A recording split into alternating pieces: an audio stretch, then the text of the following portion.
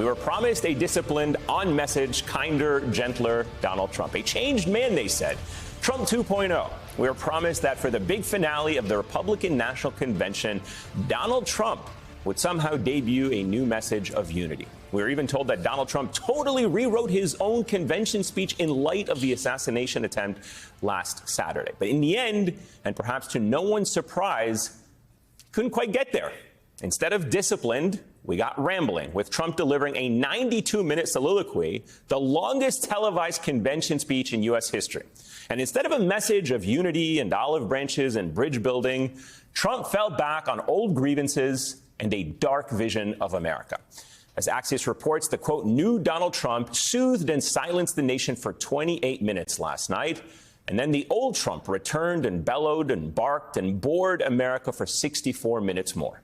And it was that, at that 28-minute mark, that Trump seemed to lose his battle with impulse control. That is when what had been billed as Trump's golden opportunity to somehow rehabilitate his public image spiraled out of control and into vintage Trump. And we are not going to make you relive all of that, but just watch this. They're coming at levels that we've never seen before. It is an invasion indeed, and this administration does absolutely nothing to stop them. They're coming from prisons. They're coming from jails. They're coming from mental institutions and insane asylums. You know, the press is always on me because I say this. Has anyone seen Silence of the Lambs? The late, great Hannibal Lecter. He'd love to have you for dinner. Crazy Nancy Pelosi, the whole thing, just boom, boom, boom. And then we had that horrible, horrible result that we'll never let happen again. The election result, we're never going to let that happen again. They used COVID to cheat. We have heard this kind of rhetoric from Trump before. But this time, Trump was supposed to be trying really, really hard to be softer and polite and somehow unifying. And this time, it comes as Democrats wrestle with an existential crisis about the future of their presumptive nominee, President Joe Biden. In just the past few hours, yet another high-profile Democrat Congresswoman, Zoe Lofgren, a key member of the January 6th committee, joined the chorus of Democrats calling on President Biden to step aside. The landscape is changing by the hour. And while Donald Trump may have squandered last night's opportunity to unify the nation, whether that will actually blunt the calls for Joe Biden to step aside, we simply do not know. And that is where we start this hour with senior political reporter at The Washington Post, Aaron Blake, plus former Obama campaign manager and MSNBC political analyst David Plouffe, and MSNBC columnist and contributor Charlie Sykes. And with me here at the table for the hour, host of Politics Nation on MSNBC and the president of the National Action Network, the Reverend Al Sharpton. Charlie, I'll start with you. This was, as I was going to say, it was reported that Trump was not going to say President Biden's name during last night's speech, that he was going to try to stay away from that and elevate himself. He couldn't do it. He went there anyway. Watch. What this administration, the damage that this administration has done, and I say it often, if you took the 10 worst presidents in the history of the United States, think of it, the 10 worst, added them up, they will not have done the damage that Biden has done. I'm only going to use the term once. Biden. I'm not going to use the name anymore, just one time. The damage that he's done to this country is unthinkable. It's unthinkable. So he resorted to his own to the old tactics. Does Donald Trump's performance last night, this rambling, undisciplined, all too familiar rhetoric, change the calculation for Democrats by underscoring just how vulnerable Trump is, just by letting him be himself and go out there and do what he does all the time? Well, I don't know that it changes the calculation, but it certainly reminds everyone who Donald Trump is, that this is a man who is incapable of self-control and is capable of the kind of verbal diarrhea that we saw last night. But I do think the Democrats also need to look at him and go, why are we not beating this guy? Why is this convicted felon, this man has been found liable for rape, why is this ranter and raver, why is he leading in the polls? And I have to say that the extraordinary thing about watching that was how boring he was in that particular venue. Just briefly, before the convention session started, John Heilemann and I were sitting kind of in the empty hall, and we were watching the rehearsal for all of this as they were pumping up the music and the lights. We saw the videos, and Kid Rock. And I remember thinking to myself, all Donald Trump has to come out, all he has to do is just come out and say, I am here. And this crowd was so excited. They were so engaged. It's quite an accomplishment to go from that level of excitement and anticipation to the boredom at the end, to watch these delegates yawning and looking at their watches. So all of this is a reminder who and what Donald Trump is, but also all of his flaws and vulnerabilities. But Democrats need to ask themselves, okay, we know all of this. We've known this for 8 years. Why are we at the moment we are right now?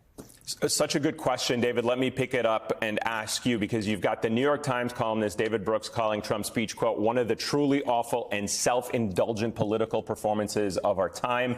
David French called the speech, quote, boring. He said Trump has many flaws, but he's rarely boring. On the last night of the convention, he was. Charles Blow added this: Trump couldn't resist returning to his familiar darkness, thus wiping out the entire effort to rehabilitate and hide the real him. Did you see anything, David, to Charlie's point? Did you see anything in Trump's speech last night that should make Democrats feel optimistic that he is still the same old guy, still promoting the same kind of hateful ideology and doing it in the same degrading tactics? Yeah, well, I think, in the other waiting you in the finals is a team you can beat. You just have to make sure you've got the right team coming out of your conference. And so I think that in presidential politics, there's only two layups: your announcement speech. Now, most people who make their announcement speech don't become the nominee. And then if you're the nominee, your convention speech. It's really awfully hard to screw it up. And he did. And so I think now we should remind ourselves, however, that the vast, vast, vast majority of people who are going to be voting this election, including the vast number of swing voters, certainly people who are considering whether to vote at all, aren't going to see the speech. They may see some clips. And to the extent that they see that he was unhinged and, he said he was going to unify and he didn't, that's helpful. The big moment that needs to be circled, whether it's Joe Biden or Kamala Harris or somebody else facing off with him, is September 10th. That'll be the time where you have the biggest audience. And a reminder, most people who don't even watch the debate will experience it in the 24 hours after that on Instagram, TikTok, and other social media sites. So, no, it was a blown opportunity for Trump.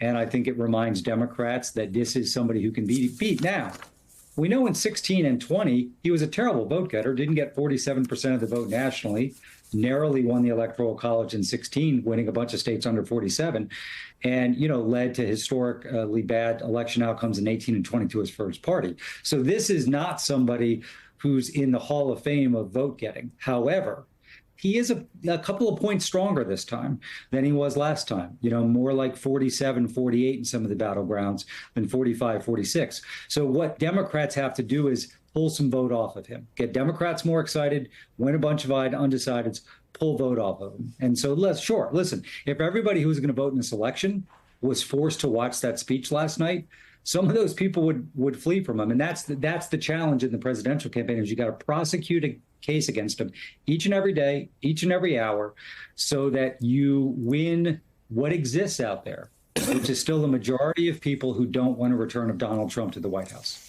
Rev, to Dave's point about putting your best team forward, obviously the question right now about the position that the Democrats find themselves in, just let me share with you, just in the last couple of hours. I mean, last night you had Senator Jon Tester join the chorus of senators calling on President Biden to step aside.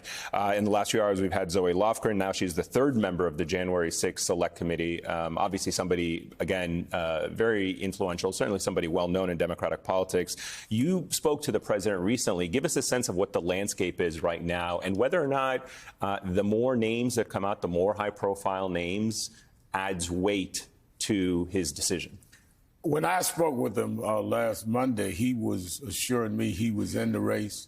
He was proud of what he had done. We talked about some things we did together in terms of the civil rights community, me and others working with him on the George Floyd executive order and other things. And he said, Al, I'm not giving this up. I want to finish the task. I need another term to do it, and I want you to hear from me. I'm in. and this was Monday. I think that people forget how committed he is to certain principles and to certain achievements. But at the same time, I think that, and I and others would say, that we're not going to push him off the stage or call for him to be removed. But we'll say to him, we need to make a sober analysis of whether or not we can continue that work and how best we do that. And that choice I'm willing to live with whichever way he decides to go.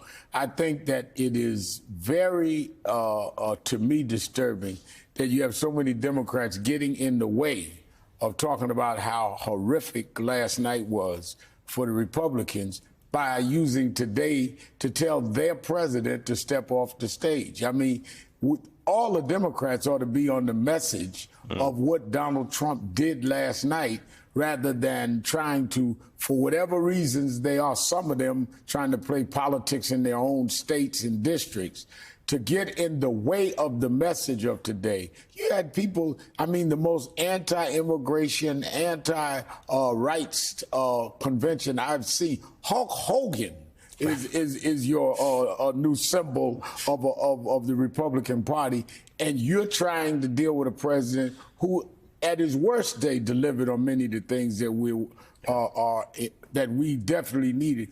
I was very disappointed in some of them. I see the Congressional Black Caucus, Hispanic Caucus, a lot of them who were the ones that gained the most movement have not come out against this president. Maybe it's because we feel we have the most to lose. We're not drinking Kool-Aid, but we're certainly not going to take shots at people that never backed away from us.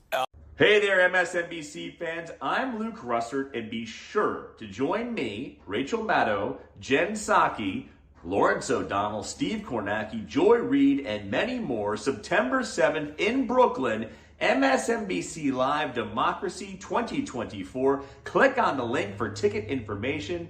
We will see you there.